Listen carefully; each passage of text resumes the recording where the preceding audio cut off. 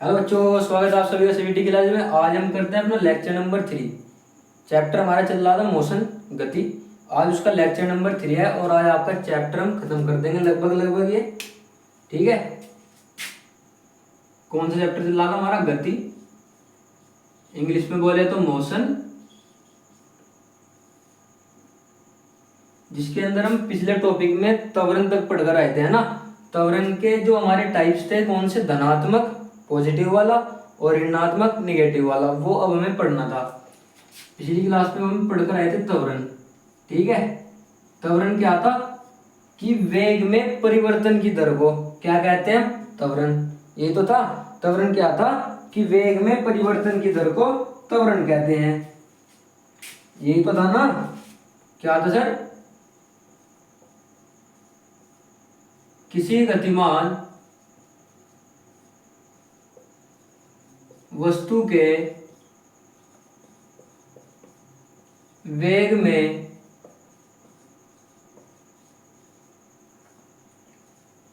परिवर्तन की दर को क्या कहते हैं? हम त्वरण कहते हैं। त्वरण कहते हैं। इतनी बात आपके क्लियर? ठीक है। त्वरण एक कैसी राशि है? त्वरण एक सदिश राशि है। कैसी राशि है? त्वरण एक सदिश राशि है। त्वरण एक कौन सी राशि है? त्वरण एक कौन सी? सदिश राशि है। ठीक है। अब क्या कहा है कि किसी गतिमान वस्तु के वेग में परिवर्तन की दर को त्वरण कहते हैं। ठीक है, त्वरण को हम ए से लिखते हैं। गतिमान वस्तु के वेग में परिवर्तन की दर यानी कि डेल्टा वी बटे डेल्टा टी। डेल्टा का मतलब है उसमें परिवर्तन कितना हुआ। कि माना कि वह v2 था, यानी कि उसका वेग v2 था, या कह दो कि v1 था। v1 से v2 तक गया तो उसमें परिवर्तन कितना हुआ? v2 minus v1। कितना हुआ? v2 minus v1। ये हो गया इसमें परिवर्तन की दर। अब दर का मतलब समय भी तो चला होगा कि जब वह v1 चला तो उसका टाइम लगा t1, और जब वह v2 चला तो टाइम लगा t2, तो यानी कि t2 माइनस t1। ठीक है, तो हम इसे लिख सकते हैं, यानी कि डेल्टा v का मतलब कुछ नहीं है। डेल्टा v का मतलब यही है कि अगर वो v2 और v1 यानी कि v1 और v2 चला तो v2 माइनस v1, और यदि वह डेल्टा t का मतलब है कि यदि वह उसने कितना समय तय किया, यानी कि उसका माइनस, यानी कि t2 माइनस t1। ये हो गया हमारा डेल्टा t। ये समझ में आई आपकी बात?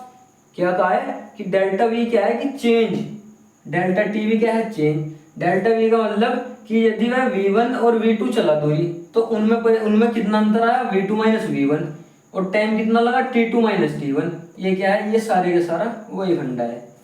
अच्छा, ठीक है। अब यहां से आप मुझे इसका मात्रक बताओ। यहां से आप मुझे इसका मात्रक बताइए। अच्छा, अगर यह सदिश राशि है तो मैं इसके ऊपर लगा सकता हूँ तीर का निशान। मैंने आपको बताया था कि अगर तीर का निशान किसी भी वस्तु के, मतलब किसी भी, कह दो कि सिंबल ये वाला किसी भी अल्फाबेट के ऊपर लगाओ तो इसका मतलब है कि ये क्या है? यह है एक सदिश राशि है। ये क्या है? सदिश राशि है। ठीक है। अब v खुद क्या आता है? एक सदिश राशि थी। अब यहां से इसका मात्रक क्या आएगा? मात्रक बता सकते हो? मात्रक बताओ। अब वेग का मात्रक मैंने आपको बताया था कि वेग का मात्रक तो सर मीटर प्रति सेकंड होता है। इतनी बात है आपके क्लियर कि वेग का मात्रक तो सर आपने मीटर प्रति सेकंड बताया था। भाई वेग का मात्रक क्या था? मीटर प्रति सेकंड। क्या था? मीटर प्रति सेकंड। ठीक है, और टाइम का भी क्या होता है? सेकंड। अब यहां से क्या बना? अब तो निकाल सकते हो यार आप इसे। भाई मैंने आपको बता दिया कि वेग का क्या था? मीटर प्रति सेकंड। टाइम का सेकंड होता है। अब यहां से बताओ मुझे, कैलकुलेशन करके इसका मात्रक क्या आएगा? जल्दी बताओ भाई, बताओ भाई। नहीं पता? जब आप इसकी कैलकुलेशन करोगे तो यहां से आपको मिलेगा मीटर प्रति सेकंड स्क्वायर। क्या मिलेगा? मीटर प्रति सेकंड स्क्वायर। इतनी बात आपके क्लियर? त्वरण क्या है? वेग में परिवर्तन की दर। ए से लिखते हैं हम delta we by delta T, या वी बाई टी भी कहीं कहीं आपको देखने को मिलेगा इसका। और इसका मात्रक हो गया मीटर प्रति सेकंड स्क्वायर। मात्रक क्या हो गया? मीटर प्रति सेकंड स्क्वायर। अब मुझे एक बात बताओ, इसके मैंने दो प्रकार बताए थे आपको, कौन कौन से? धनात्मक वाले और एक बताया था ऋणात्मक। ठीक है, धनात्मक बताया था और ऋणात्मक। और हाँ, ऋणात्मक को इसका दूसरा नाम एक और है, इसमें कहीं कहीं आपको लिखा मिलेगा मंदन। क्या लिखा मिलेगा? मंदन। अगर कहीं पर भी मंदन त्वरण ऋणात्मक त्वरण लिखा मिला हो तो बात एक ही है। ठीक है, कि मंदन लिखा हो या ऋणात्मक लिखा हो तो बात क्या है? बात एक ही है सर। ओके सर, इतनी बात हमारी समझ में आ गई। अब धनात्मक त्वरण बताओ क्या होता है भाई?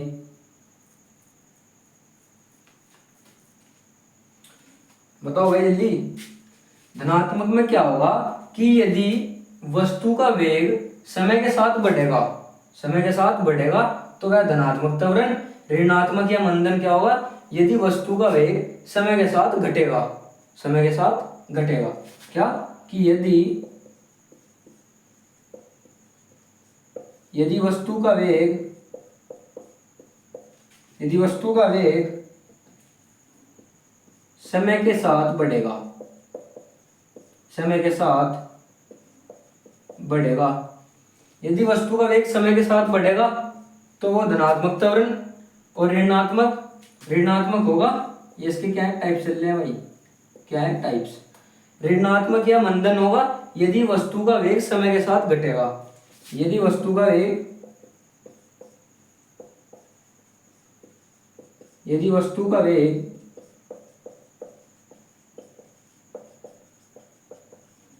समय के साथ घटेगा। इतनी बात आपको समझ में आ गई। अगर मैं इसका आपका एग्जांपल बताऊं धनात्मक और ऋणात्मक दोनों का। अच्छा, क्या कोई मुझे बच्चा बता सकता है कि अगर कोई वस्तु मुक्त रूप से ऊपर से गिर रही है, ठीक है, यानी कि मुक्त रूप से गिर रही है, कि यदि कोई वस्तु मुक्त रूप से गिरती है तो उसके वेग में कितने की वृद्धि आती है? उसका वेग कितना बढ़ता है? बताओ भाई कोई, अब मुझे जल्दी बताओ भाई, बताओ भाई जल्दी। धनात्मक में कहा है ना कि यदि वस्तु का वेग समय के साथ वस्तु का वेग समय के साथ बढ़ेगा तो धनात्मक त्वरण, और यदि वस्तु का वेग समय के साथ घटेगा तो ऋणात्मक त्वरण। इतनी तो बात आपकी समझ में आ गई सर। अब मुझे बताओ कि यदि धनात्मक का एग्जाम्पल, कि यदि कोई वस्तु मुक्त रूप से गिरती है तो उसमें कितने वेग की वृद्धि होती है? ऐसे ही ऋणात्मक का बताओ कि यदि कोई वस्तु हम नीचे से ऊपर की ओर फेंके, कहां से? नीचे से ऊपर की ओर फेंके तो उसके वेग में कितने की कमी होती है? ये आपको मुझे बताना है। ठीक है, चलो मैं लिख देता हूं, मुझे पता आप नहीं बता पाओगे, इसको ध्यान रखना। ठीक है, इसको ध्यान रखना। रे यार क्या,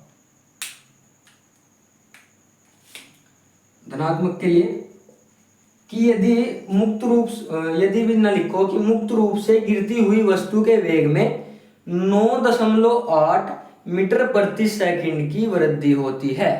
ये बात आपको ध्यान रखनी है, बिल्कुल ये बात बिल्कुल ध्यान रखनी है, आपके आगे भी काम आएगी। क्या? धनात्मक का एग्जांपल क्या है कि मुक्त रूप से गिरती हुई वस्तु, गिरती हुई वस्तु के वेग में प्रति सेकंड, के वेग में प्रति सेकंड 9.8 मीटर प्रति सेकंड की वृद्धि होती है। सेम यही चीज जब आप ऋणात्मक का एग्जांपल लिखेंगे, ऋणात्मक में आप कहेंगे कि यदि हम कोई वस्तु को नीचे से ऊपर की ओर फेंके तो उसके वेग में 9 प्रति सेकंड में 9.8 मीटर सेकंड की कमी होती है। क्या लिखोगे आप? कि यदि किसी वस्तु को, ये थोड़ा छोटा छोटा लिख रहा हूं, वैसे मैनेज कर लियो है ना, देख लियो यार। यदि किसी वस्तु को नीचे से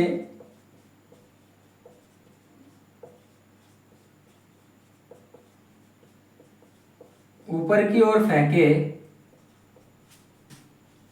तो वस्तु के वेग में प्रति सेकंड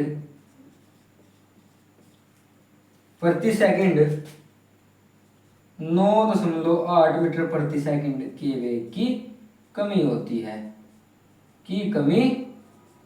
है, ठीक है।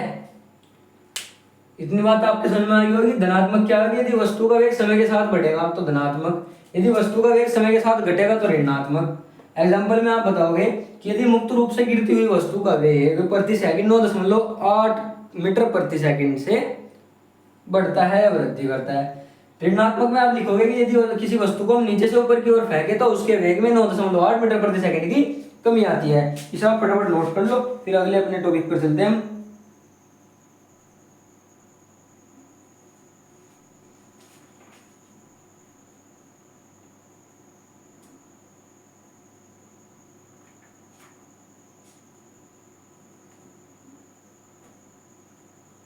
जल्दी कर लो भाई नोट यार।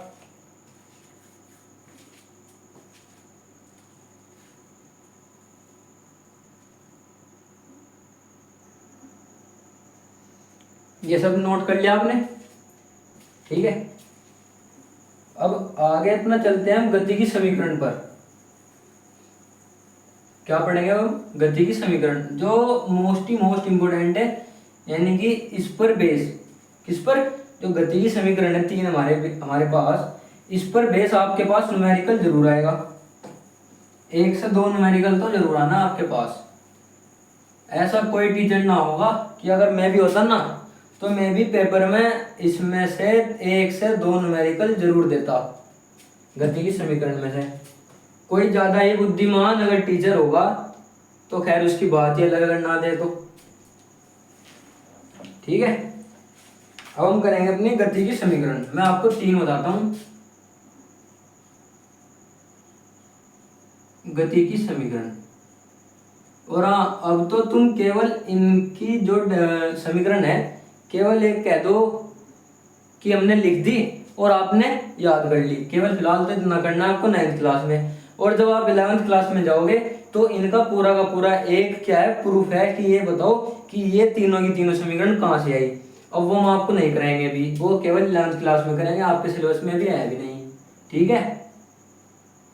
वो करेंगे हम 11th क्लास में। गति की समीकरण में हमारे पास 3 समीकरण है। कितनी? गति की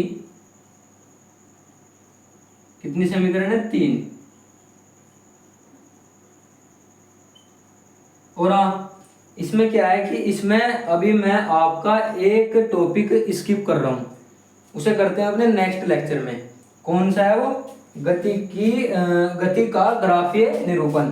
गति का ग्राफीय निरूपण यानी कि गति को हम ग्राफ के माध्यम से कैसे समझेंगे, वो सारा का सारा अब हम अपने नेक्स्ट लेक्चर में करेंगे, ठीक है। आज हम पढ़ेंगे केवल ये सारी चीजें। क्लियर? ठीक है बच्चों, चलो तो फिर अपने इस पर आते हैं हम कि गति की 3 समीकरण। गति की 3 समीकरण है। कौन कौन सी समीकरण है बताएगा कोई मुझे? पहली, दूसरी, तीसरी। क्या कोई बच्चा मुझे 3 समीकरण बताएगा? है कोई इतना बुद्धिमान छात्र या छात्रा बताएगा कोई मुझे? बताओ भाई। गति के हमारे पास 3 समीकरण है, 1 2 3। अब इन तीनों के सामने है तो आप अपनी नोटबुक में खुद से लिख लो, मुझे बता दो। बताओ भाई जल्दी यार, क्या करते हो तुम लोग हैं? बताओ भाई, नहीं पता? इसको मार्कर को भी क्या हो जाता है बार बार, कभी अपने आप सही चल लेता है। v बराबर u प्लस ए टी। क्या मैंने सही लिखी है ये वाली पहली समीकरण? जो पहली समीकरण लिखी है v बराबर u प्लस ए टी, क्या ये सही है? बताओ भाई जल्दी। दूसरी s बराबर u T plus half A T square, ये तुम्हें याद करनी है भाई जरूर। तुमसे बार बार पूछा जाएगा कि गति की 3 समीकरण लिखो। तो कौन कौन सी है? v बराबर u plus A T, V बराबर u plus A T, S बराबर U T plus half A T square, और तीसरी समीकरण है वी स्क्वायर बराबर U square plus 2as, V square बराबर यू स्क्वायर प्लस 2as। देखिए भाई सही लिखी है हमने सारी की सारी। पहली समीकरण, दूसरी समीकरण, तीसरी समीकरण। पहली समीकरण है v बराबर u प्लस ए टी, दूसरी समीकरण है s बराबर U T plus half A T square, तीसरी है v स्क्वायर बराबर यू स्क्वायर प्लस 2as। अगर इसमें कोई भी टर्म आपको समझ में ना आ रही हो तो आप मुझसे पूछ सकते हैं अभी तुरंत के तुरंत। वी यू ए टी, अगर किसी से भी आपको कुछ समस्या दिक्कत उत्पन्न हो रही हो तो कृपया करके आप मेरे से पूछ लें, हिचकिचाने की कोई आवश्यकता नहीं है। ठीक है, प्रॉब्लम का ही सॉल्यूशन होगा। अच्छा बताओ वी यू ए टी, ये बता दो आप मुझे वी और यू है क्या, ए बता दो। ए तो भी आप पढ़कर आए हैं सर, ए तो त्वरण है, टी टाइम है। अब सर ये तो बात ठीक है आपने बता दिया, मुझे एस बता दो, वी बता दो, यू बता दो, ये सब है क्या? एस भी आप पीछे पढ़ कर आए थे, एस भी आपने पीछे पढ़ा था, पीछे जाओ आप फटाफट, जाओ भाई जल्दी यार। कोई दूरी करके विस्थापन करके था ना कुछ, था कुछ दूरी करके कुछ नाम आपने सुना हो, कुछ शब्द विस्थापन करके कुछ आपने सुना हो, वो सब क्या था? वो एस में तो आएगा, एस से तो लिखते थे मुझे। वी क्या होगा, यू क्या होगा? यू होगा सर हमारा प्रारंभिक वेग, वी होगा हमारा अंतिम वेग। ये क्या है सर, प्रारंभिक अंतिम क्या आ गया? अब हम न्यूमेरिकल करेंगे उसमें समझेंगे आपको कि यू और वी कैसे लिखे जाते हैं। ठीक है,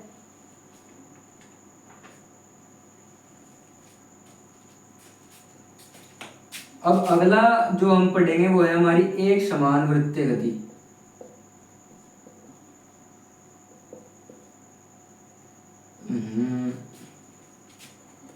एक समान, अबे यार क्या हो रहा है आज, अबे यार वृत्तीय गति।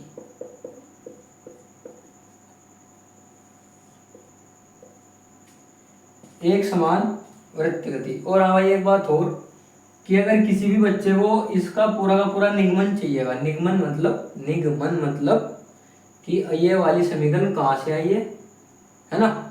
अगर किसी को भी इसका पूरा पूरा कह दे कि डेरिवेशन चाहिएगा कि ये प्रूफ करा हुआ कहाँ से आया है, तो भाई प्लीज़ कमेंट कर दियो, आपको इसका पूरा का पूरा प्रोवाइड करा देंगे हम कि ये समीकरण कहाँ से आई है, कहाँ को जाएगी। ठीक है, आप एक बारी कमेंट जरूर कर दियो, बाकी आप मेरे ऊपर छोड़ दो सारा का सारा।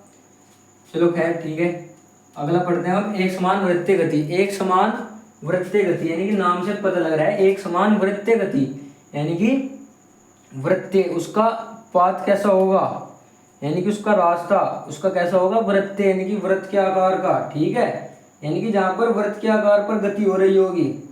ठीक है, समझ में आई कि जहां पर कोई वस्तु किसी वृत्तीय पथ पर समान चाल से गति करेगी वो कहलाएगी एक समान वृत्तीय गति। समझ में आ रही है आपके बात कि जहां पर कोई वस्तु एक वृत्तीय पथ पर, कैसा पथ है, वृत्तीय पथ। अब चाल कैसी होनी चाहिए, एक समान। कि यदि कोई वस्तु वृत्तीय पथ पर एक समान चाल से गति करेगी तो इसे हम एक समान वृत्तीय गति कहलाएगी, या इसे हम एक समान वृत्तीय कहेंगे। इतनी बात आपके क्लियर। इससे ही जो नाम है ये हमारी लिखी हुई है हेडिंग, इससे हमारी डेफिनेशन भी बन गई कि यदि कोई वस्तु वृत्तीय पथ पर समान चाल से गति करेगी तो यह उसकी एक समान वृत्तीय गति कहलाएगी। लिख लो या लिखवाऊं?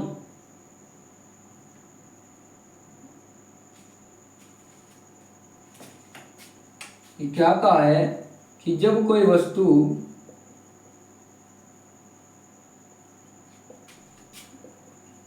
किसी वृत्तीय पथ पर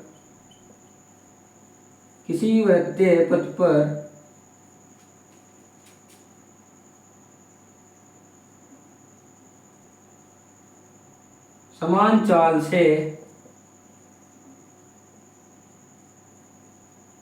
गति करती है तो यह उसकी एक समान वृत्तीय गति कहलाती है। तो यह उसकी तो वस्तु की यह गति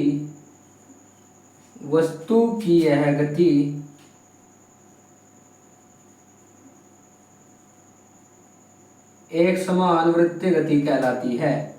एक समान वृत्तीय गति कहलाती है। एक समान वृत्तीय गति कहलाती है। आप जल्दी से नोट करेंगे फटाफट।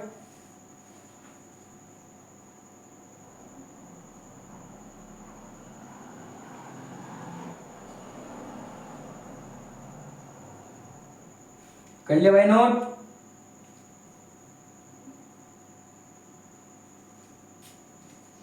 अच्छा, अगर मैं इसका एग्जांपल आपको बताऊं, इसका एग्जांपल क्या होगा कि यदि अगर मैंने एक डोरी ली और उस डोरी में नीचे से एक पत्थर बांध दिया। क्या बांध दिया? पत्थर। और उसे हमने गोल गोल घुमाया, घुमाते गए, तो जो पत्थर की ऐसे इस प्रकार गति है, यानी कि वृत्तीय पथ पर है ना, उसका पथ कैसा हो गया? वृत्तीय हो गया ना। कि हमने एक डोरी ली, उस डोरी में नीचे से पत्थर बांध दिया, पत्थर बांधने के बाद हमने उसको घुमाया तो उसका क्या हो गया? एक वृत्तीय पथ बन गया। अब चाल भी उस पर सेम रहेगी, यानी कि अगर हम सेम चाल से ऐसे घुमा रहे हैं, घुमाते गए, यानी कि पथ कैसा हो गया? उसका वृत्तीय हो गया, समान उसकी चाल हो गई, तो यह गति कहलाएगी एक समान वृत्तीय गति। एग्जाम्पल में आप अपने आप लिख लेंगे कि यदि, या मैं ही लिखूँ, बताओ भाई जल्दी बताओ भाई, कि यदि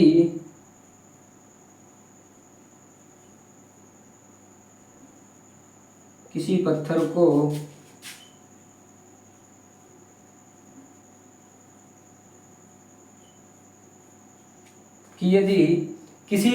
को डोरी से बांधकर क्षितिज वृत्त में एक समान चाल से घुमाया जाए।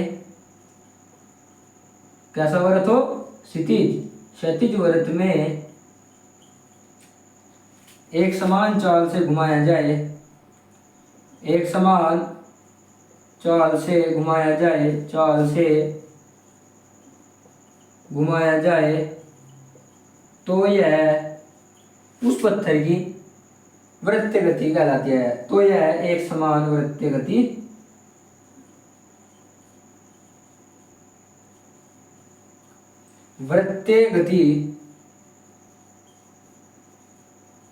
कहलाएगी। ठीक है, कि यदि मैंने एक डोरी ली, नीचे से पत्थर बांधा, घुमा दिया, तो यह कौन सी गति है? एक समान वृत्तीय गति। इतनी बात आपके क्लियर? अब मुझे आप एक चीज बताएंगे, क्या? अब आप मुझको बताएंगे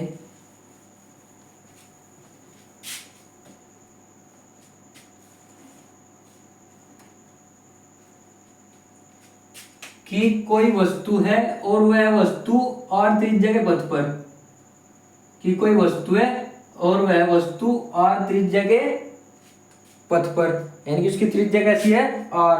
पथ पर एक चक्कर t समय में पूरा करती है। टाइम कितना लग रहा है उसे? t। ये क्या है? त्रिज्या। क्या कहा है? ध्यान से सुनेंगे कि यदि कोई वस्तु r त्रिज्या के पथ पर एक चक्कर t समय में पूरा करती है। समय कितना लगा एक चक्कर को पूरा करने में? एक चक्कर पूरा करने में लगा समय। बताओ, कोई वस्तु थी, वह वस्तु r त्रिज्या के पथ पर, पूरा ही लिखवाओगे यार तुम भी। कोई वस्तु r त्रिज्या के पथ पर एक चक्कर पूरा करने में t समय लेती है। कितना समय ले रही है? Total t। तो आप मुझे उसकी चाल बताओ। तो चाल कैसे लिखोगे आप? अगर आपके पास क्वेश्चन आ जाए इस प्रकार का कि जिसमें r त्रिज्या के पथ हो और t समय लग रहा है उसमें, तो उसकी आप चाल कैसे लिखोगे भाई? बताओ जल्दी। इस वाली कंडीशन में जो आप चाल लिखोगे वो v बराबर 2πr, v बराबर 2πr और बटे में t, ये वाला आपका उसमें फॉर्मूला आएगा, v बराबर 2πr बटे में t।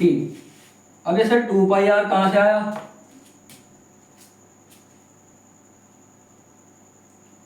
पहले तो ये बताओ कि आपके क्वेश्चन समझ में आ रहा है? क्वेश्चन क्या है? क्वेश्चन कह दो कि आप इसे नोट पॉइंट बना लो। नोट पॉइंट में क्या लिखेंगे? यदि कोई वस्तु r त्रिज्या के पथ पर एक चक्कर पूरा करने में t समय लेती है। r त्रिज्या का मतलब होगा कि हमारा पथ कौन सा है? वृत्त वाला, यानी कि इस प्रकार का वृत्त है जिसकी त्रिज्या क्या है? r है। r चक्कर पूरा करने के लिए t समय लेती है, तो चाल बतानी है, चाल क्या होगी? ये तो हमारा है, चाल बतानी है, चाल क्या होगी? तो सर चाल होगी 2πr बटे t। अब ये कहां से आया? अब आप मुझे बताओ कि अगर क्या कह दे कि सरकमफेरेंस ऑफ ए सर्कल कितनी होती है, यानी कि वृत्त की परिधि, सरकमफेरेंस ऑफ ए सर्कल, वृत्त की परिधि क्या होती है? 2πr। यह वृत्त की परिधि तो है 2πr, यानी कि इसको पूरा यहां से यहां तक हम बोलेंगे 2πr। अब चाल बराबर होती है दूरी बटा समय। इतनी बात आप पढ़ कर आए हैं पीछे कि सर चाल बराबर दूरी बटा समय। चाल बराबर यही था ना, चाल बराबर दूरी बटा समय। अब दूरी कितनी तय करी, यानी कि पूरा का पूरा क्या है? वृत्तीय पथ है, और इसकी पूरी की पूरी परिधि का मतलब है 2πr। परिधि का ये तो होती है 2πr। अब 2πr बटे समय, समय लग रहा है t। उसने कहा कि कोई वस्तु r त्रिज्या के पथ पर, ये r त्रिज्या है, r त्रिज्या के पथ पर एक चक्कर पूरा करने में t समय लेती है, यानी कि यहां से चली और यहां से यहां तक वापस आने में t समय लेती है, उसकी चाल बतानी है। तो चाल बराबर दूरी बटा समय, यहां से यहां तक गई, इसका मतलब एक चक्कर पूरा किया, यानी कि 2πr। एक चक्कर का मतलब 2πr। समय कितना लिया? बटे में t, तो v बराबर 2πr बटे t, ये इसकी हो गई चाल। इसे आप लिख लो। बाकी आज के लिए इतना करते हैं, और कल करेंगे गति का ग्राफीय निरूपण और कुछ एक आधा इम्पोर्टेंट न्यूमेरिकल। जितने भी हो पाएंगे कल न्यूमेरिकल, वो कल हम सारे के सारे कल वाली क्लास में करेंगे। ठीक है, आज के लिए इतना ही रखते हैं, काफ़ी हो गया आज भी। और भाई मैं फिर बोल रहा हूँ आपको कि जितना भी मैं कराऊंगा बस आप उसे पढ़ लियो, और कहीं से पढ़ने की आपको जरूरत भी नहीं है, बस आप इन्हें पढ़ लो जो मैं पढ़ा रहा। इससे बाहर भी आपके पेपर में कुछ नहीं आने का भाई, और समझ में एकदम बिल्कुल कह दो कि बेसिक से पढ़ा रहा हूँ एकदम। ठीक है, कल हम करते हैं अपना गति का ग्राफीय निरूपण और कुछ इंपोर्टेंट न्यूमेरिकल्स करते हैं। इंपोर्टेंट कह दो, 9th में हो यार, इतने ज़्यादा न्यूमेरिकल लगाओगे उतना ज़्यादा फायदा है। एनसीईआरटी किताब उठा लो, एनसीईआरटी किताब में जिसने भी आपका एग्जाम्पल्स या न्यूमेरिकल मिलते हैं, या कोई और सी जो आपकी मर्जी करती हो, जो आपका मन मानता हो, उस वाले प्रकाशन की आप बुक उठाओ। न्यूमेरिकल जितने भी उसमें हो, एग्जाम्पल, क्वेश्चन जो भी हो, सारे के सारे लगाओ। जो किसी में डाउट आता हो तो आप मेरे से पूछो, फिर मैं वही कमेंट करो आप मुझे, फिर आप मेरे से पूछो। बाकी आज के लिए ध्यान रखते हैं। Okay, thank you.